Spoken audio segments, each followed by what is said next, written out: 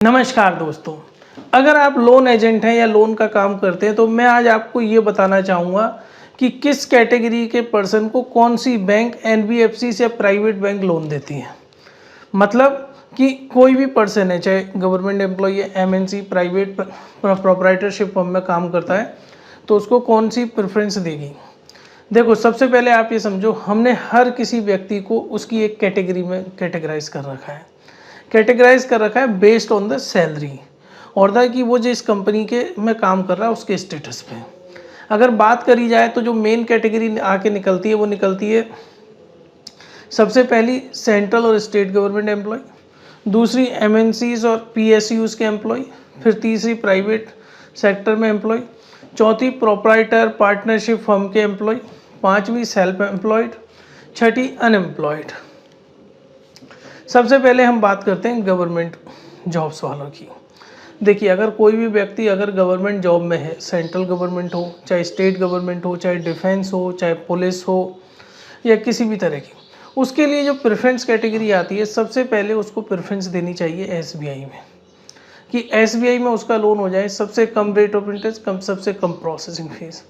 अगर एसबीआई में नहीं होता तो दूसरे नंबर पे एचडीएफसी बैंक आता है और तीसरे पर आईसीआईसीआई बैंक आता है, क्योंकि आज की डेट में 90% मार्केट शेयर इन तीनों का है कंबाइन, बाकी का तो 10% है। और भी बैंक्स हैं और बैंकों में भी आप अप्लाई कर सकते हो लेकिन चांसेस ज़्यादा है कि अगर आप यहाँ पर अप्लाई करोगे तो आपका निकलेगा केस।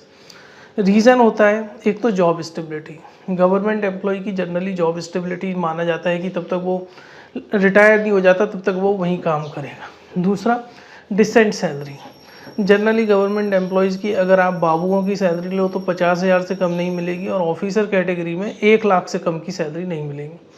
प्रीवियस रिकॉर्ड, अगर कोई गवर्नमेंट एम्प्लॉय है, अगर उसने कोई लोन ले रखा है तो चांसेस ज़्यादा है कि उसकी सिविल अच्छी रहेगी, क्योंकि उसको एक रेगुलर सोर्स ऑफ इनकम आती है जिससे वो रेगुलर में रीपेमेंट कर रहा होगा। अब आता है दूसरा कि पीएसयूज, जो पब्लिक सेक्टर बैंक्स हैं या फिर पब्लिक सेक्टर यूनिट्स हैं या फिर जो एमएनसीज हैं। एमएनसीज में आपकी टाटा कंसल्टेंसी हो गई, इन्फोसिस हो गई, रिलायंस हो गई, ये जितनी भी पीएसयूज और एमएनसीज हैं, इनके लिए भी अगर मैं बात करूं तो सेम वही रखिए। अगर आपका सैलरी अकाउंट, उसका सैलरी अकाउंट अगर एसबीआई में है तो एसबीआई से ही लोन लो, दूसरे पर एचडीएफसी, तीसरे पर आईसीआईसीआई बैंक। इसमें भी वही मेजर रीजन्स हैं। जॉब स्टेबिलिटी एमएनसीज में अच्छी होती है, अगर उन्होंने कोई फ्रॉड नहीं किया हो तो जनरली एमएनसीज कंपनी किसी को निकालती नहीं है। सैलरी बहुत ज़्यादा हाई होती है उनकी। तीसरा, प्रीवियस रिकॉर्ड। ऑब्वियसली बात है, कोई एमएनसी में काम कर रहा होगा तो वो एमबीए होगा या पोस्ट ग्रेजुएट होगा, जो एक सीरियस व्यक्ति होगा जिसने अपनी ईएमआई रेगुलर टाइम पे दी होगी, तो उसका जो पुराना जो सिविल रिकॉर्ड है वो भी काफ़ी हद तक बहुत अच्छा रहेगा। अब हम बात करते हैं प्राइवेट सेक्टर की। प्राइवेट सेक्टर में मैं उनकी बात करता हूँ जो प्राइवेट लिमिटेड कंपनीज़ हैं, जिनकी जो लिस्टेड नहीं है और जिनके एम्प्लॉय की संख्या 100 से कम है। उस तरह की प्राइवेट कंपनियों की बात मैं इसके अंदर कर रहा हूँ। अगर कोई प्राइवेट कंपनी में काम करता है और उसकी सैलरी अगर 30,000 से ज़्यादा है, अगर 30,000 से ज़्यादा है, पीएफ कट रहा है, रेगुलर स्टेबिलिटी है, 1 साल से ज़्यादा हो चुका है उसकी जॉब को, तो प्रेफरेंस आप रखिए एचडीएफसी और आईसीआईसीआई बैंक में, क्योंकि इस तरह की प्रोफाइल को एसबीआई लोन नहीं देगा, लेकिन आपको चांसेस ज़्यादा है एचडीएफसी और आईसीआईसीआई बैंक बट उसको अच्छे से तरीके से लोन दे देगा। प्राइवेट सैलरीज जिनके अंदर अगर यदि किसी की सैलरी अगर 30,000 से कम है, 30,000 से कम वाली सैलरियों को आईसीआईसीआई बैंक और एचडीएफसी बैंक लोन नहीं देगा। आपको दूसरे प्राइवेट सेक्टर बैंकों में जाना पड़ेगा, जैसे आईडीएफसी 20,000 से ज़्यादा की सैलरी वाले को दे देता है, यस बैंक भी दे देता है। एनबीएफसी में आपको जाना पड़ सकता है, जैसे बजाज वाला हो गया, आदित्य बिरला हो गया। इन पर लोन ऐप्स के माध्यम से आप कर सकते हैं, इनक्रेड भी, फिनेबल, ये सब सैलरी जिनकी 30,000 से कम होती है उनको इजीली लोन 1-2 दिन के अंदर प्रोवाइड कर देते हैं। अब हम बात करते हैं कि कोई व्यक्ति प्रोप्राइटरशिप फर्म में काम कर रहा है या पार्टनरशिप फर्म में।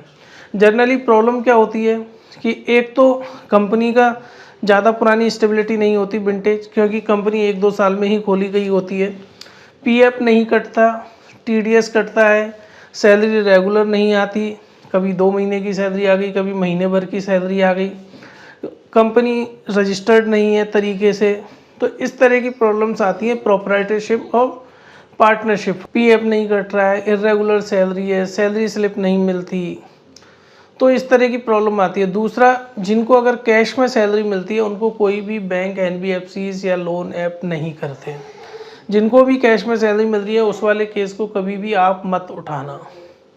अब हम बात करते हैं कि इनकी आप कहाँ कहाँ अप्लाई कर सकते हो। आप कर सकते हो इनक्रेड में, फिनेबल में, चोला में, क्योंकि ये तीनों चारों कंपनियाँ क्या करती है, बिना पीएफ वाले को भी कंसिडर कर लेती हैं और कोई लेटर हेड पर भी सैलरी स्लिप दे दे तो उसको भी कंसिडर कर लेती हैं। अब हम बात करते हैं सेल्फ एम्प्लॉयड की, मतलब कोई व्यक्ति है जो नौकरी नहीं कर रहा लेकिन उसका खुद का बिजनेस है। उसके अंदर कुछ कंडीशंस होती हैं। देखिए, कम से कम 1 साल पुराना बिजनेस रजिस्ट्रेशन होना चाहिए, सिविल 700 के ऊपर होना चाहिए और मिनिमम 20 लाख का टर्नओवर उसके बैंक अकाउंट के अंदर होना चाहिए, तो ही उसकी फ़ाइल आगे मूव हो सकती है। और इस वाली फ़ाइल को खाका करेंगे, बजाज फिनसर्व करेगा, लैंडिंग कार्ड करेगा, मनी व्यू करेगा, फेयर्स एंड इंडीफी, इस तरह ये। बाकी आज की डेट में आईआईएफएल, चोलामंडल भी काफ़ी अच्छे से कर रहे हैं बिजनेस लोन को।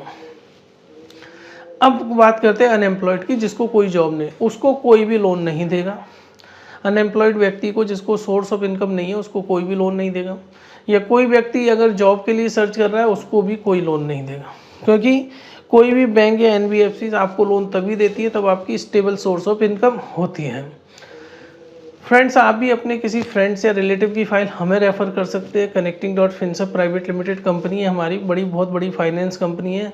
सैकड़ों फाइलें पर डे आती है। हम आपको 2% तक का कमीशन देंगे। पैन इंडिया हम personal loan, business loan, home loan कराते हैं।